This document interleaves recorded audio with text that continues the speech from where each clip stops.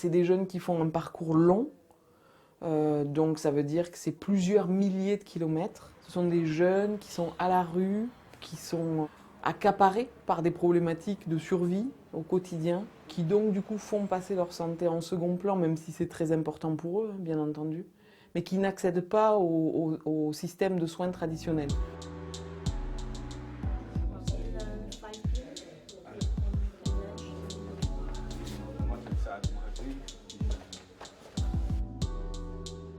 Nous, on fait très attention à ce qu'ils peuvent aborder de la Libye, parce qu'on sait qu'ils ont été confrontés, dans ce qu'ils nous racontent, à des expériences d'une violence intense et qui est hors norme, c'est-à-dire quelque chose qui n'a pas de sens. C'est passé par deux entrées, soit leur corps, soit leur psychisme, parce qu'ils ont pu subir des violences qui se sont adressées directement au corps, mais aussi tout ce qui est menace, par exemple, d'être tué, de manière régulière, donc soit de manière quotidienne, ou le fait d'être témoin aussi d'exactions.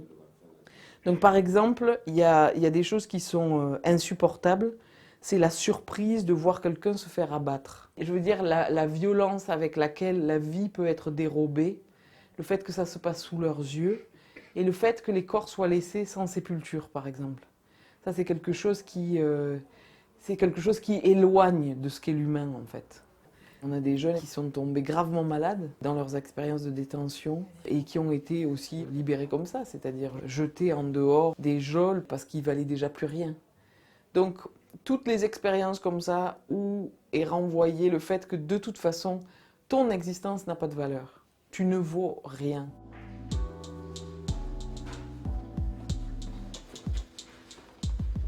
Ça veut dire qu'il y a quand même plusieurs expositions à de la violence dans un temps où l'adolescence, on a énormément de force et énormément de fragilité. C'est-à-dire que du coup, ces expériences-là, elles vont venir percuter l'être humain en construction.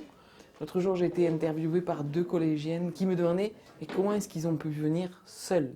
C'est-à-dire comment est-ce que leurs parents ont pu les laisser partir et comment est-ce que ça se fait qu'ils n'aient pas voyagé avec d'autres, des membres de la famille. Et effectivement, le fait d'avoir éprouvé cette solitude, donc soit comme condition de départ, soit au fil de la route, soit à l'arrivée, ça va être quand même quelque chose d'assez problématique à cette période de la vie.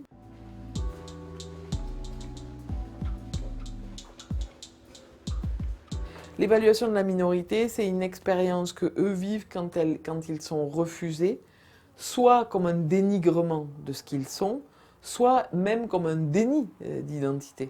Il y en a pas mal qui considèrent que le fait qu'ils aient été reconnus non mineurs, c'était une manière de leur dire qu'ils ont menti sur ce qu'ils sont, sur ce qu'ils ont fait, sur ce qu'ils ont traversé. Et là, il y a quelque chose qui, pour plusieurs d'entre eux, est insupportable.